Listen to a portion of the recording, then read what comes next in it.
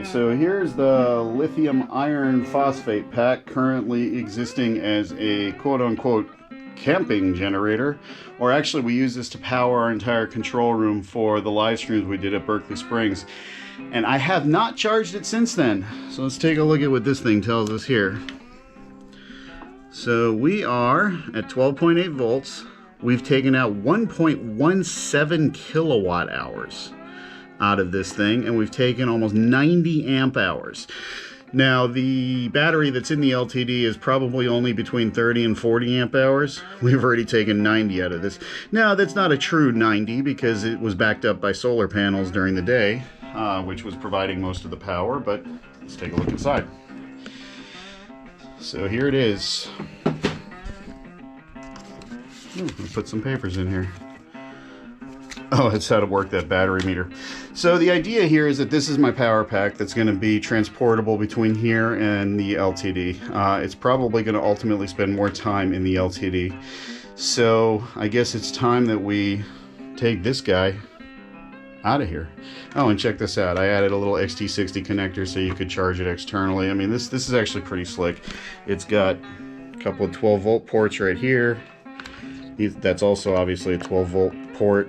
And then it's got two sets of USB outlets here. It's got two more 12 volt ports out there. I mean, this powered everything. The switcher, the monitor, I think 3 of the cameras, some converter boxes. It did all that, and it did that for, I'd say maybe about 11 hours or so. So since the other battery, since the lead acid battery in the LTD is weak, I figured we'd try to even the field, as it were. So this one is not going to get charged after pulling out roughly 4 times the capacity of the usable capacity of the battery in the LTD. We're not going to charge this guy at all. We're going to see how she does at 12.8 volts. But the other battery is fully topped off. So when we do our tests, we'll have a fair comparison. So let me pull this guy out and we'll bring it over there.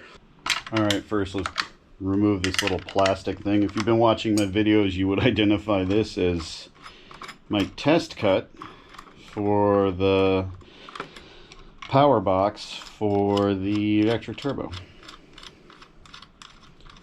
But the whole point of this is just to keep these bolts from spreading that apart. Gotta remember to be careful with the wrenches, because as much as you guys want to see me short this out, I don't really want to short this out. And that's the nice thing about the pockets there. They keep the hardware in place. So there we go. This is now exposed. So we do have this little monitor wire, which has to be removed with the now ubiquitous to the universe 10mm bolts and nuts and everything else. So we just have to make sure it's the right wire. That will come off. That's the additional charging cable.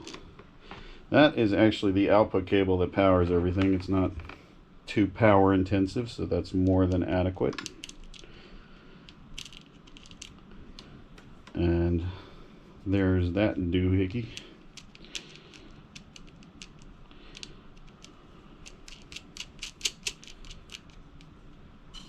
So now there's just the one negative output wire.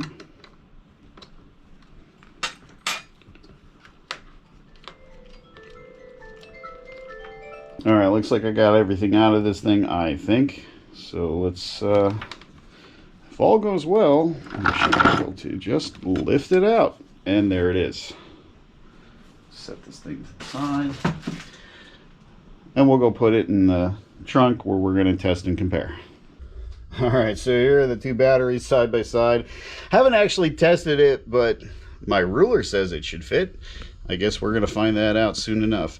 Again, I'm actually going to keep this thing on the charger until I'm ready to do the start speed testing. By the way, this is what the negative output terminal looks like here. That's the positive output terminal. It's really that simple. And yeah, let's do the swap.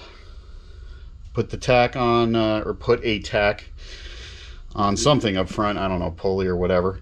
And see which one almost dead lithium iron phosphate versus fully charged but weak lead acid battery.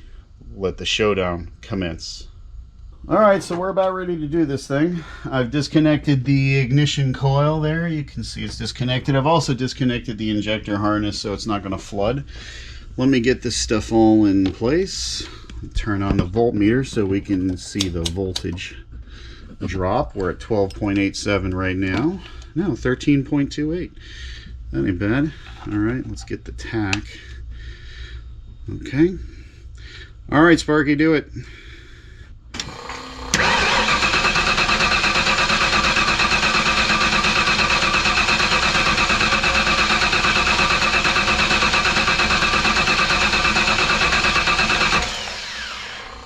All right, go ahead and shut it off.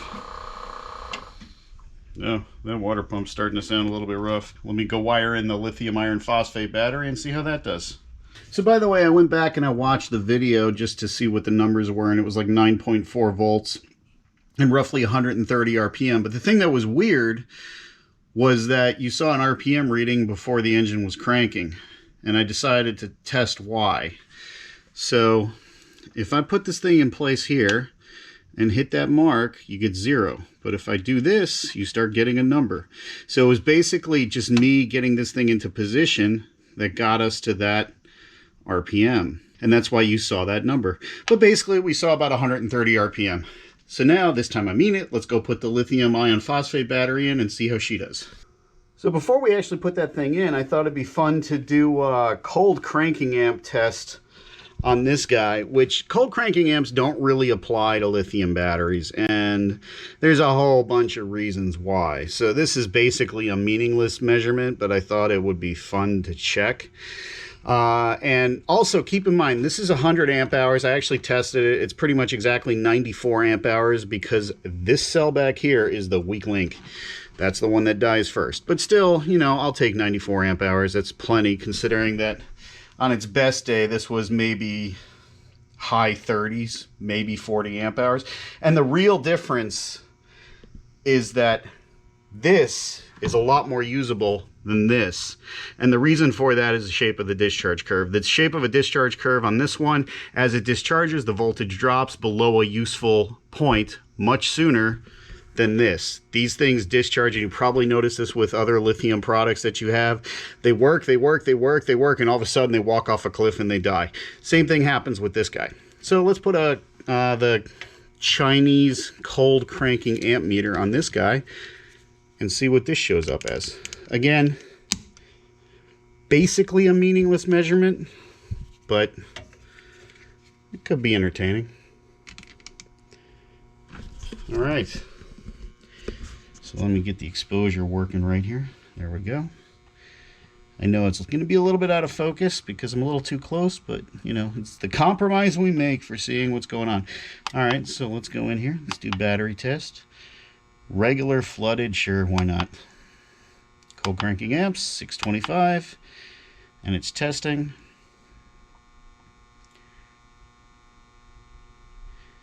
And it comes in at 320.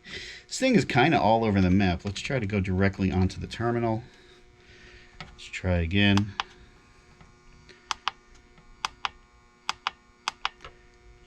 All right, and this time we're going to get,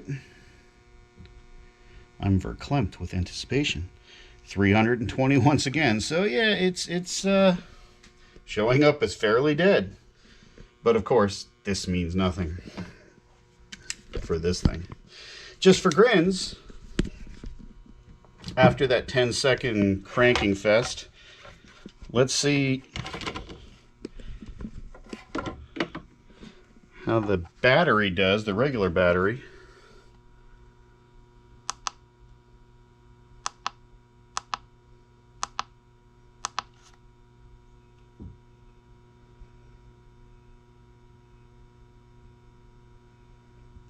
Well, that one's showing 440 now. Hey, it's actually not doing too bad. So, again, now is the time for lithium. I could read. Yeah, lithium. I could use me some lithium. That would be a nice change of pace. Everything would be happy with lithium. All right, let me hack this thing in here and let's have at it. Okay, before I put these batteries in, I thought it'd be wise to weigh them to see what the weight difference is. So first up, let's do the lead acid battery. Again, this one is designed probably for like a Honda Civic. I don't know if I can one-hand this guy. I can. And that is 27.4 pounds, more or less. Now let's try the lithium iron phosphate, which has roughly 5 times the usable capacity. It's only 18.4 pounds. It's a savings of almost 10 pounds for more capacity. That's pretty good. All right, back to putting it in. All right, so I put her in.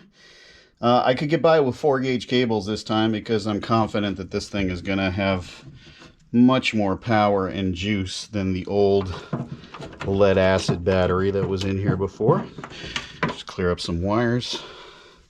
Close it up. Already powered up the car. Let's go see if she'll chooch.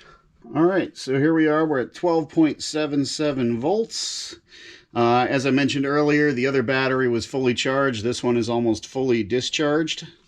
Let's put the tack on her and see what she does. All right, hit it.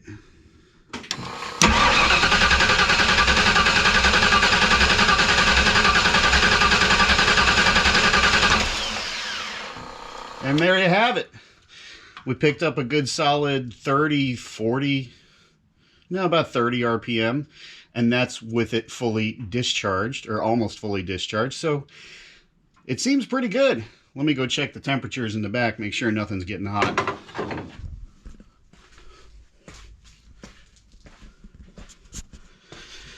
So let's check this connection here.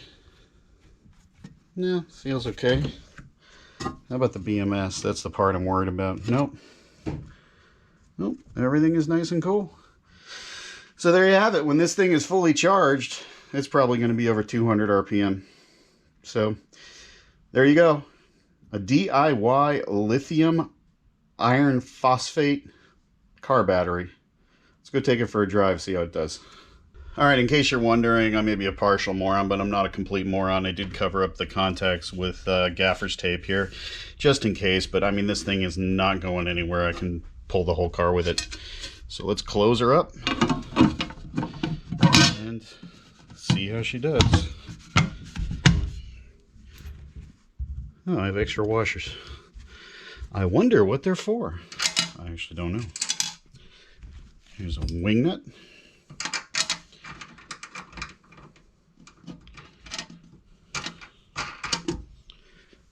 And another wing nut.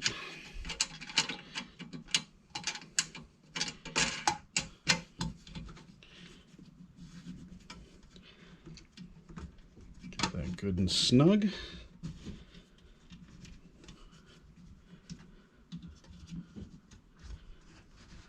And there you go. I am literally moving the whole car. All right. Now, let's take it for a drive. This time I mean it. All right, so now here's the real question. Is she going to start? Haven't started this thing in a couple of months. I actually don't even know if it's got gas in it, or how much it's got for that matter. But let's see. There are signs of life. 12.2 volts. I don't know if you guys can see that. Let's see what happens. Wow. She's going to be a little cranky till she warms up.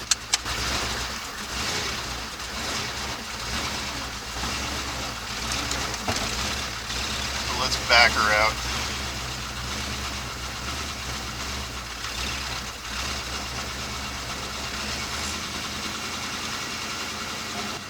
The part that's interesting is the battery voltage is low here now.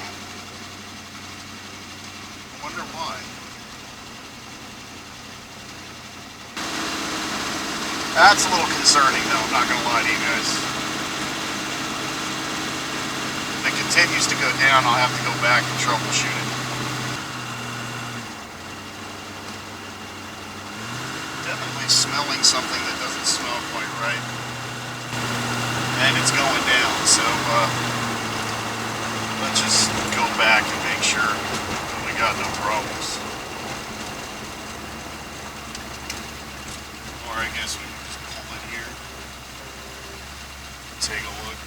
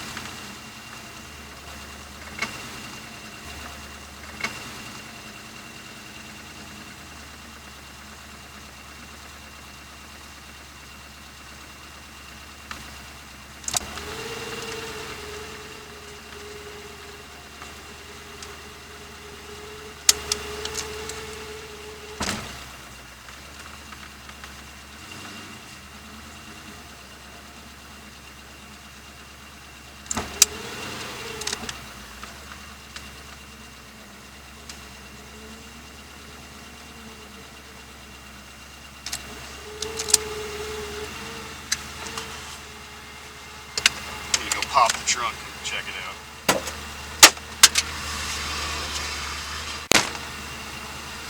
Well, it looks okay back there.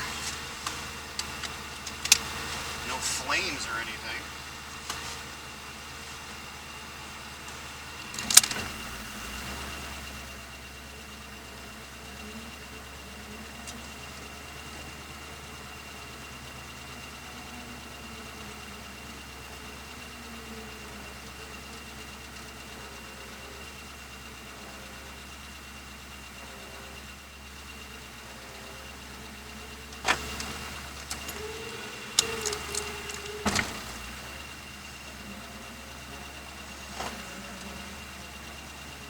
Throttle just fell to the floor.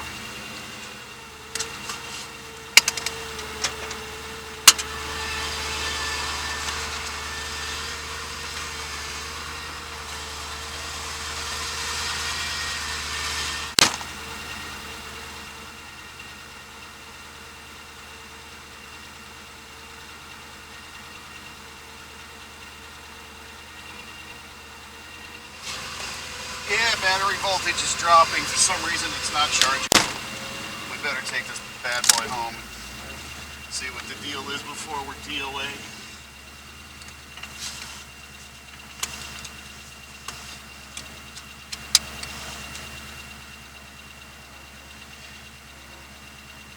I still am unfamiliar with the characteristics of the BMS.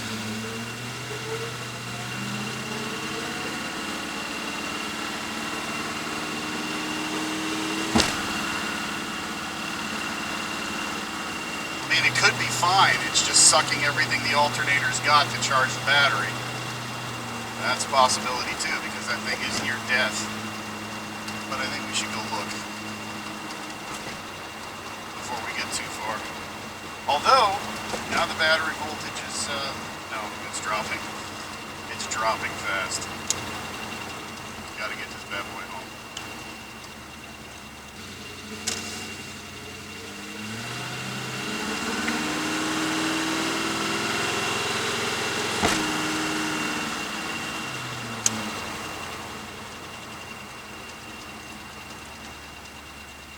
Have to do a little bit of troubleshooting. It's going to be a take two.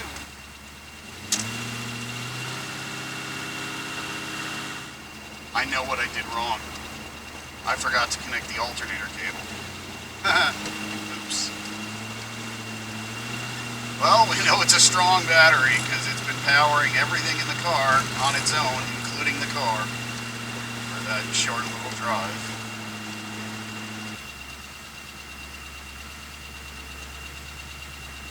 Maybe a little too late tonight to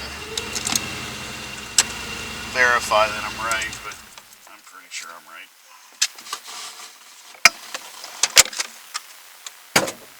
See that? Power trunk release. Let's go see. Alright, let's see here. Sure enough, there you go. This is the alternator lead. Without this, there's no charge. Let me put this thing on. I can't do all these things at the same time, and we'll try take two. Now she's connected. Let's do a take two here. Alright, that was fortunately an easy fix. Apparently I really love torture testing these things. Let's see if she'll start after that mess.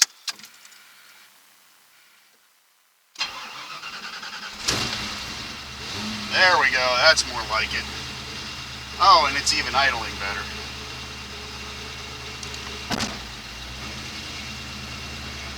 It's actually running noticeably better. That's what I was expecting to see.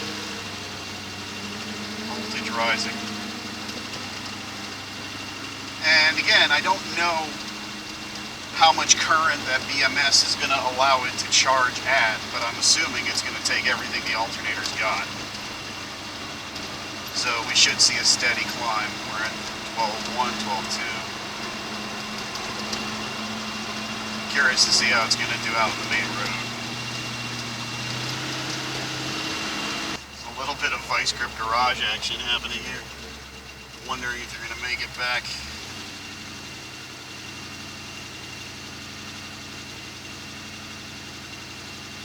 Voltage is kind of jumping all over the place. But let's stay in low gear for a bit and get some revs on it.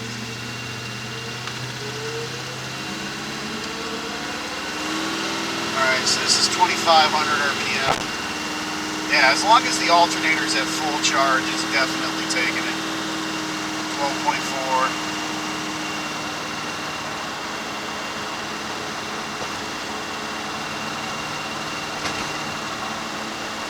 Alright. I don't know about you guys, but I feel a lot better. Yeah, it's behaving a lot better now too.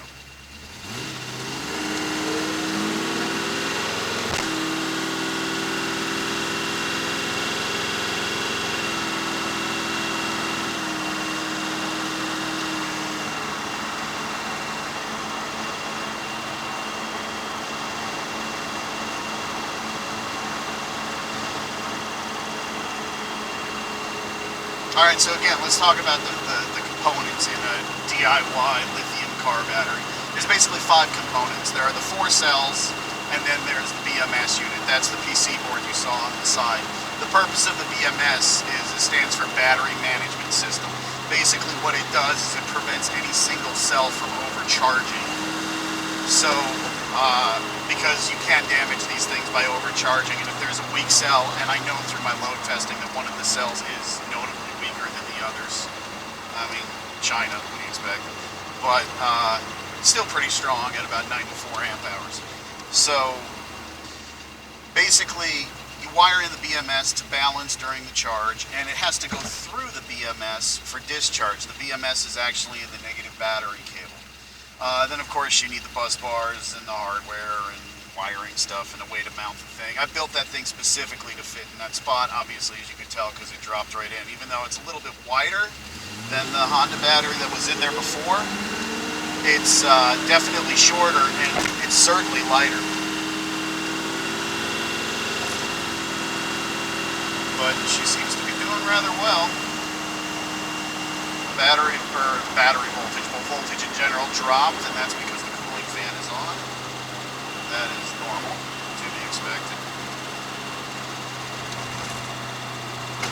But overall, this thing should actually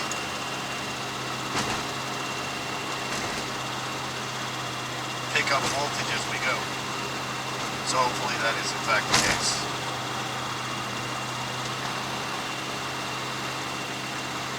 And I don't know what kind of parasitic voltage drain there is in this car, actually. I really should measure that.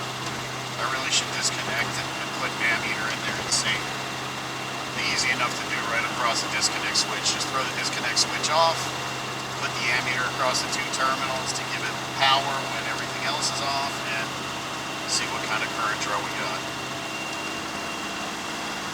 Alright, so again, the green light is the cooling fan for the radiator. It's triggered to go on at 180 and it's set to go off. I forgot what I have it set to, maybe 175 or something.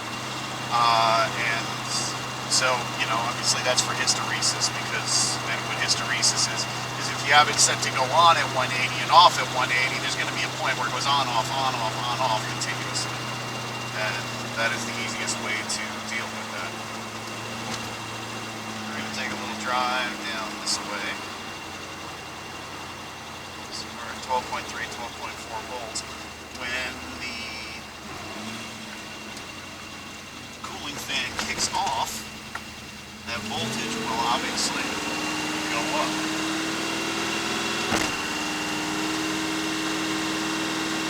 Maybe I have it set to 170. I actually do not remember. It's awesome. Let's just keep an eye on it. And of course, if you watch my LED headlight test video, this thing has the high beams from hell. You know, low beams don't have that much throw, but the high beams, good God. Oh, I'm glad I did that. Dear. And where there's one, there's usually more.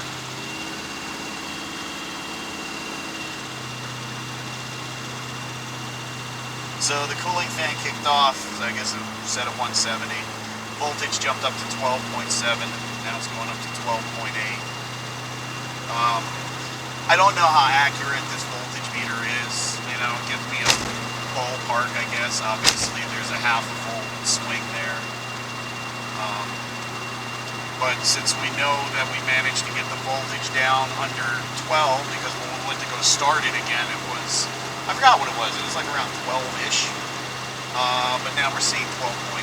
So I want to get a little bit of charge in this thing, so that's another reason to enjoy taking this thing out for a drive. And unfortunately, where I live, the traffic really sucks and the people drive like morons. So I can't do this very often, and usually it's best done late at night as opposed to during the day when all the idiots are out. I mean, there's still a few. I don't know if you guys saw the news or whatever, but there's morons who have been literally shutting down the Beltway and doing burnouts and donuts in the middle of the Beltway. While that may sound cool to some people, that's actually incredibly stupid. And when you have traffic and population density as high as it is here, then, you know, it's not cool. So far our highest reading's been 12.8.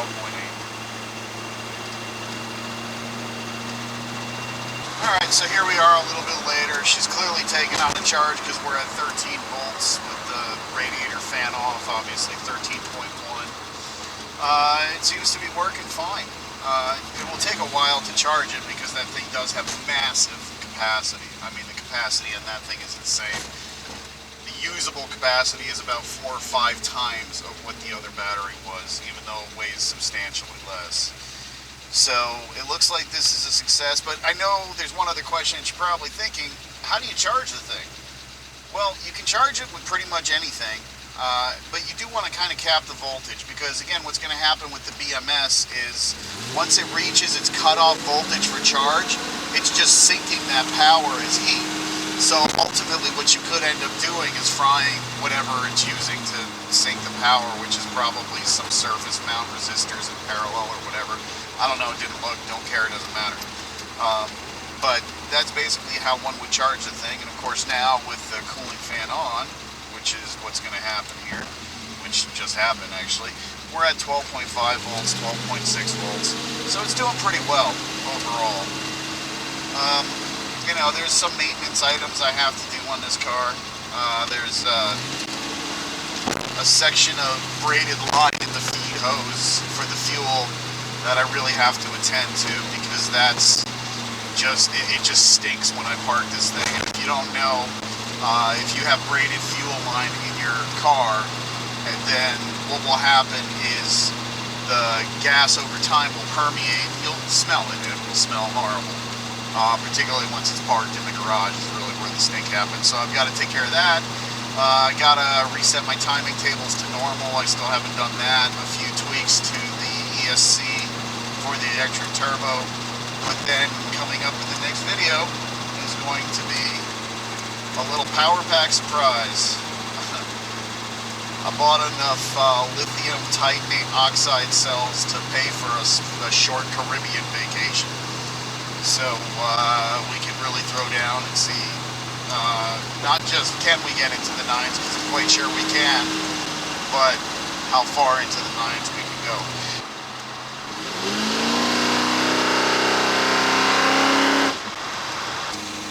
Alright, just a quick little update while the suggested videos are playing. I did another lap. Now we're at 13.1, 13.2 volts, so it is definitely taking a charge, and looks like life is good. So yeah, I have nothing more to say. How you doing? It's my New Yorker side. How you doing?